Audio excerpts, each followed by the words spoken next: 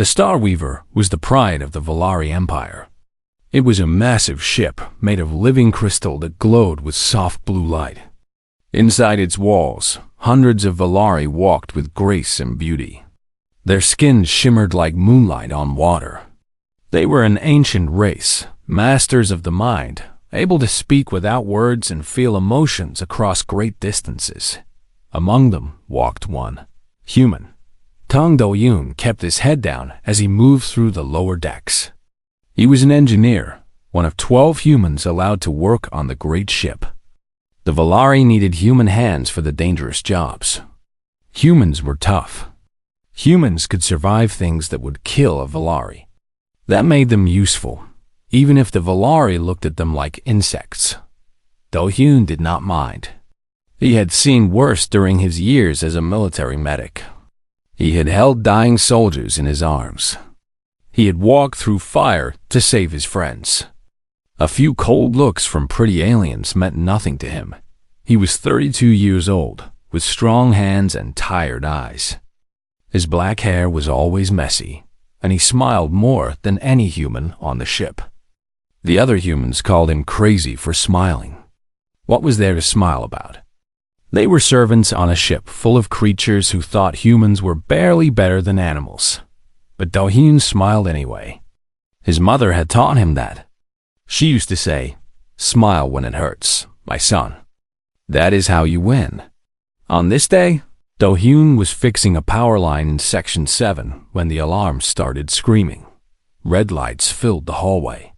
A voice announced in the cold Valari language that there was a reactor leak in the royal quarter. Radiation was spreading fast. All personnel were ordered to evacuate. Do-hyun grabbed his toolkit and ran toward the danger. The other workers ran past him, their faces full of fear. A Valari officer shouted at him to stop, but Do-hyun ignored him. Someone might be trapped.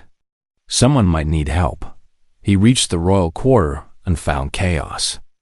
The beautiful crystal walls were cracked. Smoke poured from a broken conduit. And there, lying on the floor near the leak, was a young Valari woman. She was unconscious. Her silver hair spread around her like water. Her luminescent skin was flickering, a sign that she was dying. The radiation was killing her slowly. Do-hyun did not think. He ran to her, lifted her in his arms, and carried her away from the leak. But he was not fast enough. The radiation burned through his suit and into his skin. He felt his cells screaming, felt the fire in his blood. He kept walking. He carried her through 3 corridors before his legs gave out.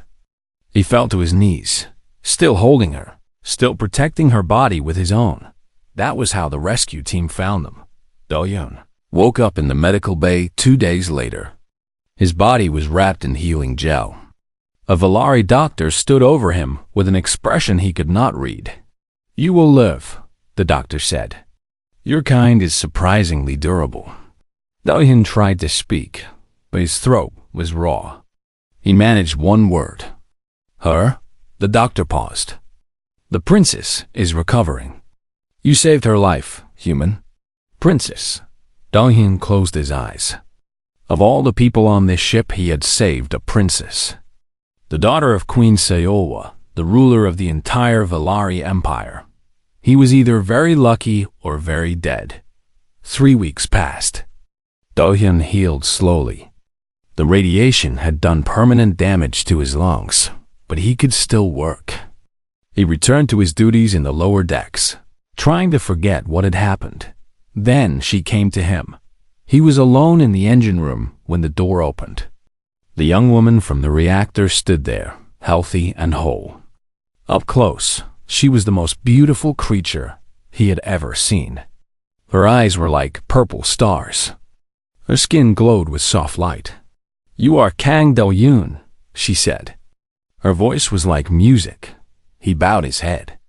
"Yes, Your Highness." "My name is Yuna," she said. "I chose it myself. It is a human name. I have been studying your kind for many years." Do-hyun looked up in surprise. A Valari princess studying humans? That was unheard of. Yuna stepped closer. You carried me through fire. You let the radiation burn your body to save mine. Why? Diane thought about it. Because you needed help. That is all? That is enough. Yuna stared at him for a long moment. Then she did something that shocked him. She smiled.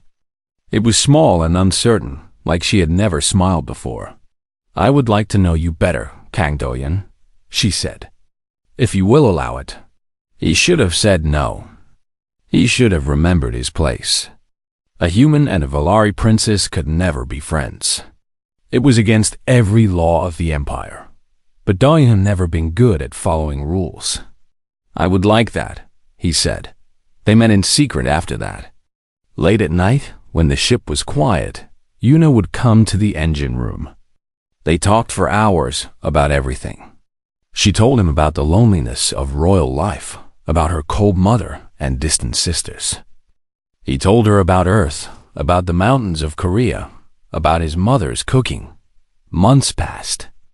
Their friendship became something deeper. The first time Yuna kissed him, Do-yeon felt her mind touch his. He saw her fear, her hope, her love.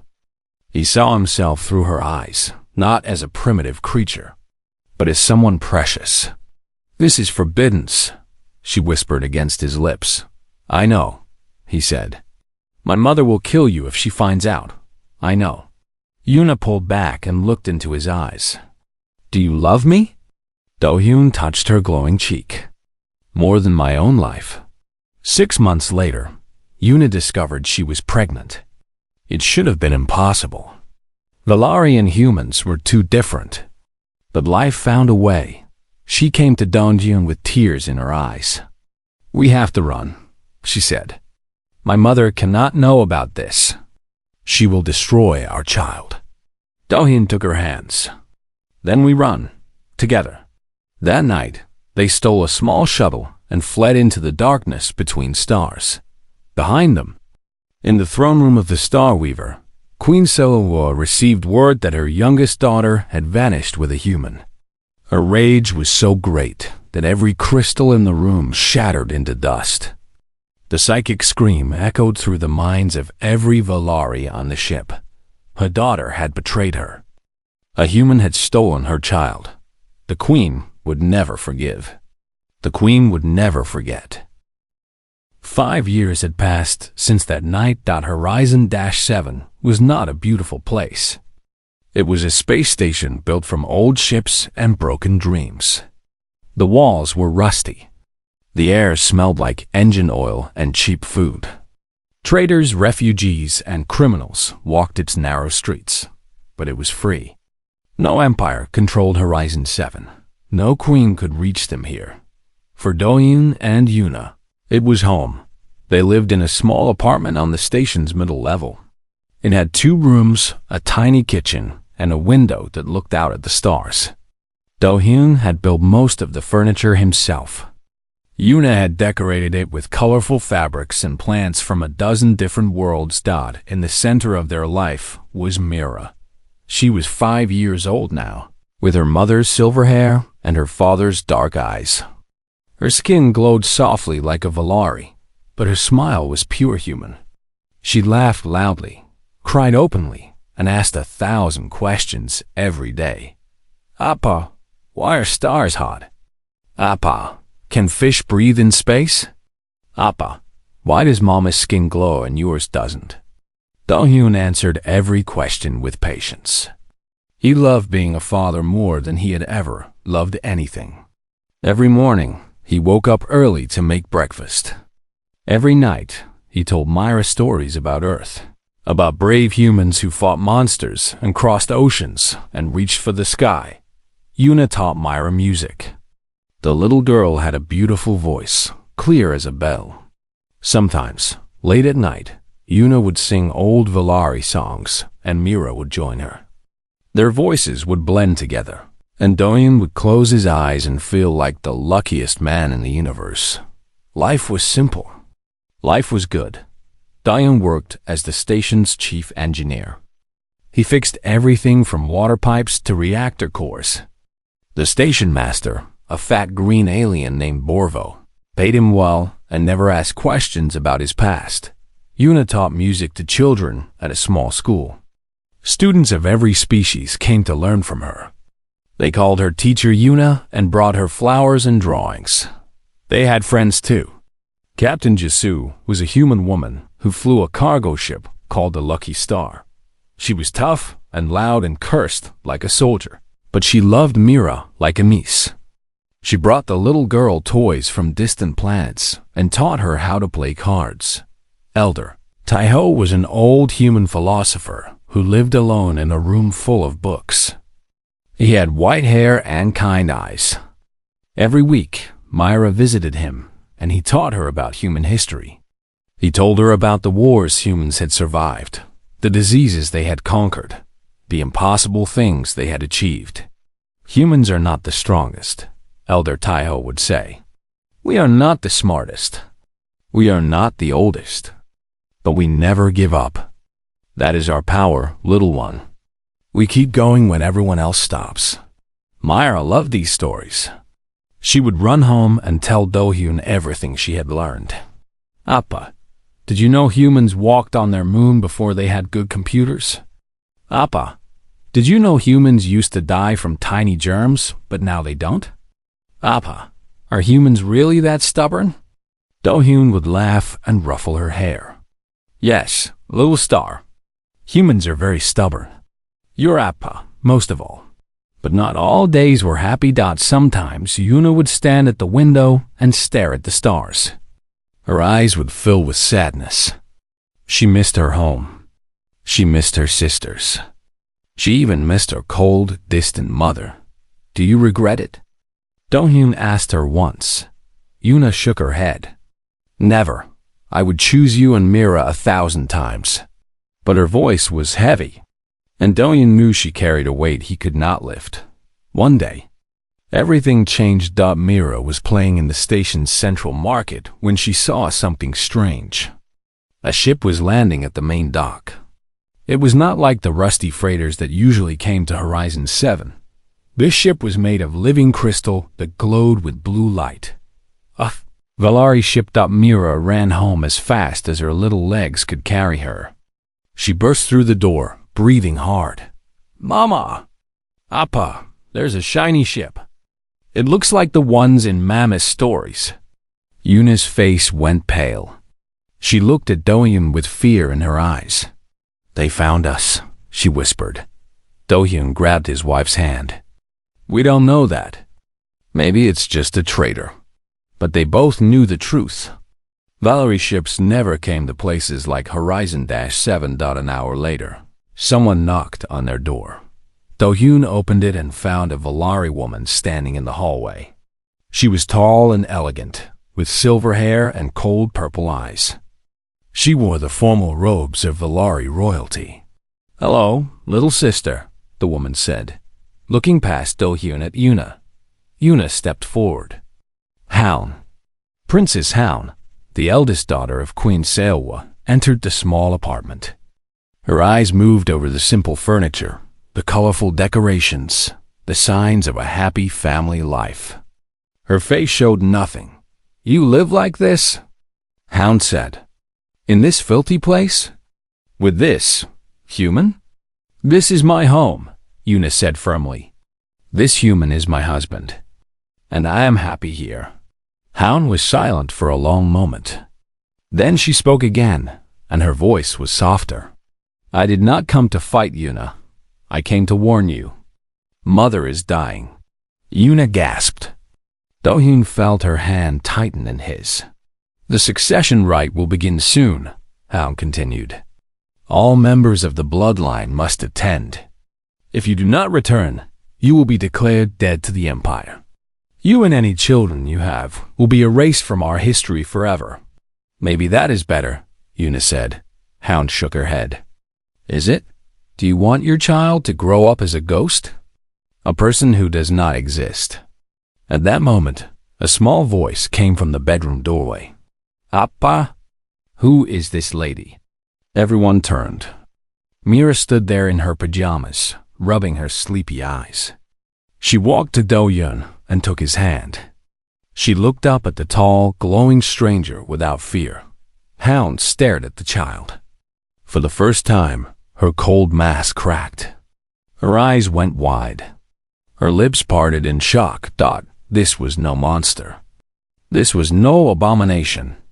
This was a little girl with silver hair and dark eyes, holding her father's hand, looking at the world with innocent curiosity. She is... Hound could not finish. Her name is Myra, Do-hyun said quietly. She is our daughter. Hound looked at the child, then at the human, then at her sister. Something changed in her eyes. Something softened. You have one lunar cycle, Hound said finally. Come home, Yuna. Face Mother. Let her see what you have built. She paused at the door and looked back. Mother does not know about the child. Yet. Then she was gone. Yuna collapsed into Do-hyun's arms. Mira tugged at her mother's dress. Mama, why are you crying? Who was that lady? Yuna wiped her tears and managed to smile. That was your aunt, little one. And I think we are going on a trip. The throne room of Sarafel was the most beautiful and terrifying place Do-hyun had ever seen. The walls were made of living crystal that grew from the floor like frozen trees. They pulsed with soft light that changed color with the queen's mood. Right now, they burned a deep, angry red. Queen Selwa sat on a throne carved from a single massive gemstone. She wore robes of silver and black. Her face was like a statue, cold and perfect and ancient. She had ruled the Valari Empire for over 300 years.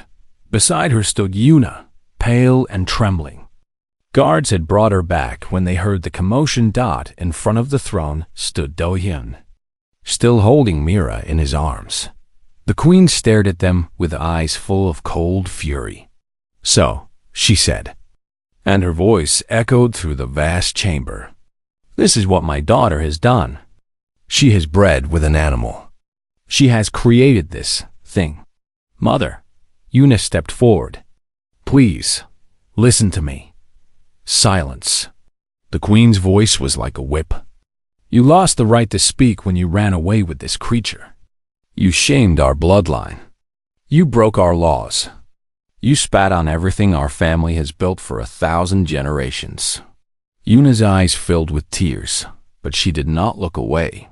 I fell in love. Is that such a crime? Love? The queen laughed, and it was a terrible sound. Love is a weakness, daughter. Love is what primitive species feel because they have nothing else. We are Valari. We are above such things. She turned her burning gaze to Do-hyun. And you, human, you dared to touch a princess of my blood. You dared to put your seed inside her. Do you have any idea what you have done? Do-hyun felt Myra trembling in his arms. She buried her face in his neck, trying to hide from the angry queen. He wanted to hide too. Every instinct told him to bow, to beg, to apologize. The queen's presence was overwhelming. A psychic power pressed down on his mind like a mountain, but he remembered what he had told Myra on the ship. Humans never give up. Humans keep going when everyone else stops. He straightened his back and met the queen's eyes. Your Majesty, he said, and his voice was steady. I know what I am. I am a human. My people are young and weak compared to yours. We have no psychic powers. We live short lives. We are considered primitive by most of the galaxy. The queen's eyes narrowed. Then you admit your worthlessness. No, Do-hyun took a breath. I admit that I am small. But being small does not mean being worthless. I may be just a man who fixes broken machines. But I know how to love. I know how to protect. I know how to stay when things are hard. He looked at Yuna, then back at the queen. Your daughter was lonely. She was trapped in a life of rules and cold duty. She had never been truly seen. I saw her. I loved her. And she loved me back. Enough. The queen stood up from her throne. The crystals around them flared bright red. I will not listen to this speech. The child is an abomination. It must be purified. Una screamed. No, mother, you cannot. I am queen. I can do whatever I wish. She raised her hand. Guards stepped forward, reaching for Myra. Duhayan did not move. He could not fight. He could not run. But he could do one thing. He could refuse to let go. If you want my daughter, he said quietly, you will have to kill me first. The queen paused. Something flickered in her ancient eyes. Surprise? Curiosity? You would die for this creature? She is not a creature. She is a child. My child. And yes, I would die for her without hesitation. Why? She's only half your blood. She is not even fully human. Dahan held Myra tighter, because that is what fathers do. We protect our children. We love them not because they are perfect, but because they are ours. Every laugh, every tear, every question she has asked me in the last 5 years has been a gift. I would trade my life for any one of those moments. The room was silent. Even the guards had stopped moving. The queen studied him with those ancient, burning eyes. You truly believe this? I know this. It is the only thing I have ever been sure of. For a long moment, no one spoke. Then a small voice broke the silence. Harmony? Everyone turned. Mira had lifted her head from Do-Yoon's shoulder. She was looking at the queen with those dark human eyes. Harmony, she said again. That means grandmother, right? Appa taught me. The queen's face went rigid. Do not call me that. But Myra was not afraid anymore. Something had changed in her.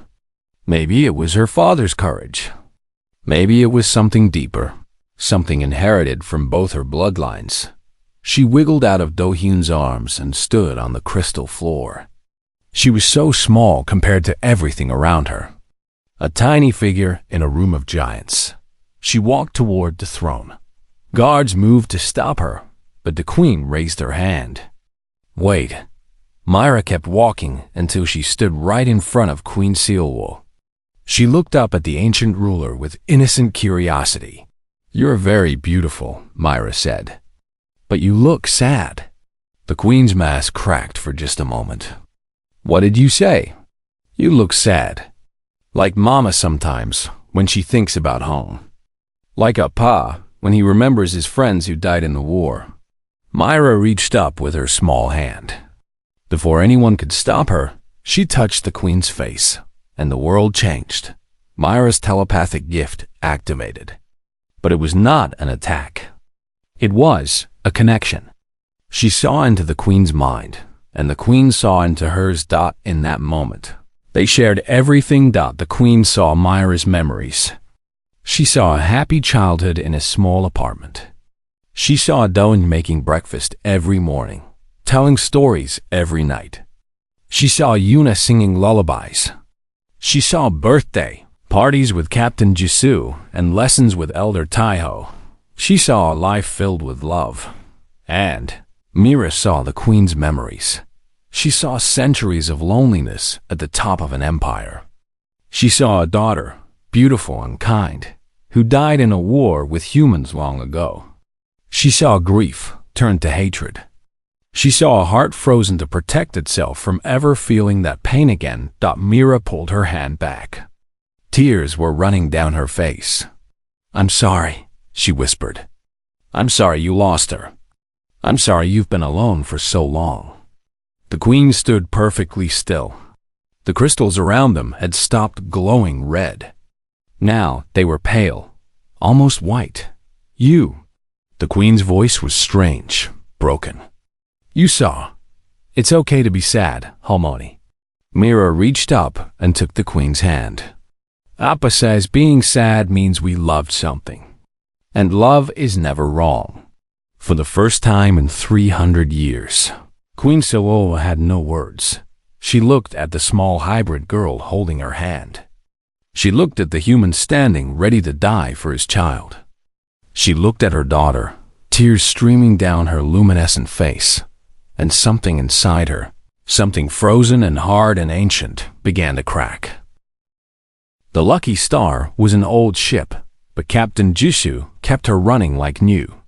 The engines hummed softly as they flew through the darkness between stars, carrying the small family toward their destiny. Dahin stood at the window of their cabin, watching the distant lights of galaxies pass by. In 3 days, they would reach Seraphil, the Valari homeworld. In 3 days, he would stand before a queen who wanted him dead. He was afraid. He would be a fool not to be afraid. But he had made his choice long ago, in an engine room filled with smoke and fire. He had chosen Yuna. He had chosen love. He would not turn back now. You should sleep, my love. He turned and saw Yuna watching him from the bed. Mira was curled up beside her mother, breathing softly in her dreams. Doyin sat on the edge of the bed and took Yuna's hand. I keep thinking about what will happen when we arrive. Your mother hated humans even before I took you away. Now she will hate you more, Yuna finished. I know, but we have no choice. If we do not go, Mira will never be recognized. She will have no identity, no rights, no place in the galaxy. She has a place with us. That is not enough. Yuna sat up and looked into his eyes. Doyun, you know what humans face out here. You are treated as servants, as animals, as things. Without the protection of the Valari bloodline, Mira will face the same. I cannot let that happen to our daughter. Dohyun was silent. He knew she was right. The galaxy was cruel to humans. They had only reached the stars 50 years ago. They were newcomers in a universe full of ancient empires who looked down on them. But humans had survived worse. Tell me about your people again, Myra said. Dohyun looked down. His daughter was awake, her dark eyes shining in the dim light. I thought you were sleeping, little star. Mira shook her head. I was listening. Tell me about humans, Appa. Tell me why they are special. Dohyun smiled and lay down beside her. Yuna curled up on Mira's other side, and the three of them lay together in the soft darkness. A long time ago, Dohyun began, humans lived on a small blue planet called Earth. We were weak. We had no claws, no fangs, no tough skin. We could not run fast or see in the dark. By all logic, we should have died. But you didn't. Mira whispered, No, we didn't. Because humans had something other creatures did not have. We could work together. We could make tools. And most importantly, we never gave up. He told her about the ice ages, when humans survived freezing temperatures that killed larger animals. He told her about the plagues that swept through cities, and how humans learned to fight them with medicine. He told her about the wars, terrible and bloody, and how humans always rebuilt from the ashes. Other species called us primitive, Dohyun said. They said we were too emotional, too stubborn, too violent. Maybe they were right. But our stubbornness kept us alive. Our emotions gave us courage. And our violence? Well, we learned to aim it at problems instead of each other. Mostly, Myra giggled. Are we stubborn, Appa? Very stubborn. The most stubborn people in the universe. Is that good? Dohyun thought about it. It can be. When everyone else gives up, we keep going. When everyone says something is impossible, we try anyway. That is the human way. Myra was quiet for a moment. Then she asked the question that had been building in her small heart. Appa, will grandmother hate me? Dohyun felt his chest tighten. He pulled his daughter closer. I do not know, little star. Your grandmother is angry. She has been angry for a long time. But anger can change. Hearts can soften. What if she tries to hurt you? Dohyun kissed the top of her head. Then I will protect you and your mother with everything I have. That is what fathers do. Yuna reached across and touched his face. Her eyes were full of love and worry. We will face this together, she said. All three of us. 3 days later, the lucky star dropped out of hyperspace near Seraphil. The Valari homeworld was beautiful beyond words. It was a planet of crystal mountains and silver oceans. Great seas rose from the surface like frozen music, their spires reaching toward the sky. Everything glowed with soft blue and purple light. Mira pressed her face against the window. It's so pretty, Mama. Yuna's eyes were wet with tears. She had not seen her home in 6 years. Part of her had believed she never would again. Captain Jesu's voice came over the speaker. We're being hailed by the Imperial Guard. They're sending an escort to guide us in. Looks like they were expecting you. The escort was 3 Valari warships, each one larger than the Lucky Star. They surrounded the small freighter and guided it down through the atmosphere. They landed on a platform outside the Imperial Palace. Guards in crystal armor stood in perfect lines. Nobles watched from balconies above, their faces cold and curious. Do-hyun stepped off the ship first. He held Myra's hand tight. Yuna walked beside them, her head held high. The whispers started immediately. A human. They brought a human to the palace. Disgusting. How could the princess fall so low? Is that a child? Surely not. Surely they did not breed. Do-hyun ignored them. He had heard worse. He kept walking, his eyes fixed ahead. A tall Valari man in ceremonial robes approached him. He looked at Do-hyun with open contempt. You are the human, he said. You will wait in the western antechamber while Princess Lunara meets with Her Majesty. My name is Yuna, Yuna said sharply, and my husband and daughter stay with me. The man's face twisted. That is not possible. The queen has summoned you alone. Yuna opened her mouth to argue, but Do-hyun touched her arm. It's okay, he said softly. Myra and I will wait. Go to your mother. Yuna looked at him with fear in her eyes. What if something happens? Do-hyun smiled his quiet smile. Then I will come find you. No palace, no guards, no queen will stop me. I promise. Yuna kissed him, right there in front of everyone. The nobles gasped. The guards shifted uncomfortably. A Valari princess kissing a human in public was unthinkable, but Yuna did not care what they thought. She never had. She walked toward the great doors of the throne room. Before she entered, she looked back one last time. Do-hyun raised his hand. Mira waved.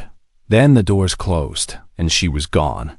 Do-hyun and Mira were taken to a small room with crystal walls. 2 guards stood at the door, watching them like they were dangerous criminals. Myra climbed onto Do-hyun's lap. Appa, I'm scared. I know, little star. I'm scared too. Really? Really. But being scared is okay. Being scared means we care about something. We just can't let the fear stop us.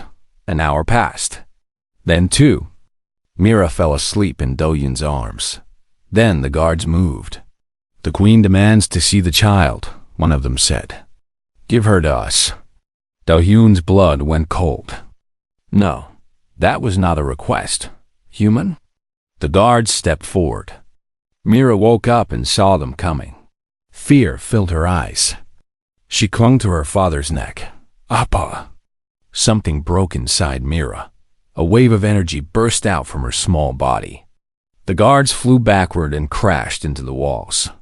The crystal around them cracked and shattered. Do-hyun stared at his daughter in shock. A telepathic blast of that power was impossible for a child her age. It was impossible for most adult Valari. But Myra was not just Valari. Alarms started screaming. More guards came running. And then the great doors at the end of the hall flew open. Queen Sewon stood there. She was ancient and terrible. Her silver hair flowed like a river of light. Her eyes burned with cold fire. Her presence filled the room like a weight pressing down on everything. Her gaze moved from the unconscious guards to the cracked, walls to the small girl in the human's arms. "What?" the queen breathed. "Have you brought into my house?" 3 days passed in silence. Queen HFY did not speak to anyone.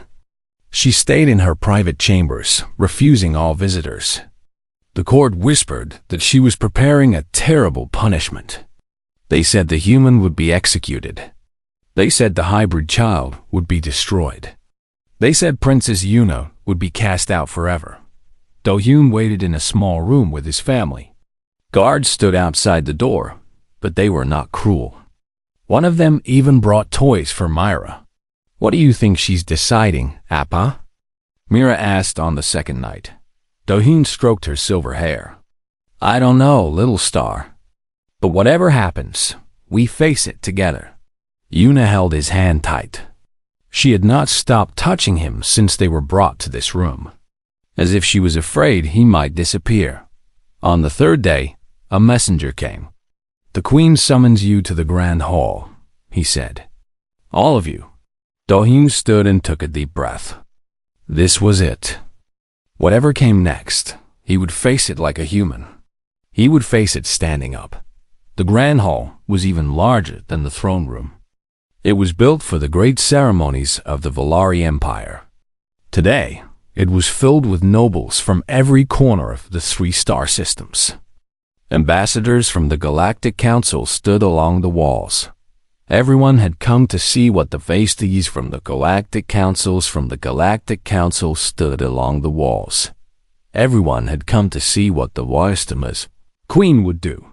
Do-hyun walked through the crowd with Yuna and Mira. People stared at them. Some faces showed disgust. Others showed curiosity. A few, surprisingly, showed something like sympathy. Princess Hound stood near the front. When Do-hyun passed her, she gave him a small nod. It was not friendship, but it was not hatred either. The family reached the center of the hall and stopped. Above them, on a raised platform, sat Queen HFY. She looked different today. The cold fury was gone from her face. In its place was something Do-hyun had never expected to see. She looked tired. She looked old. She looked almost peaceful. The queen raised her hand, and the entire hall went silent. "I have ruled this empire for 312 years, she began. "In that time, I have made many decisions. Some were wise. Some were cruel. I believed that strength came from purity. I believed that our bloodline must never be weakened by mixing with lesser species." The nobles nodded. This was the old teaching. This was what they all believed. I was wrong. The hall erupted in shocked whispers. Guards stepped forward, but the queen silenced them with a look. 3 days ago, a child touched my mind. A hybrid child, born of my daughter and a human man. She showed me her life.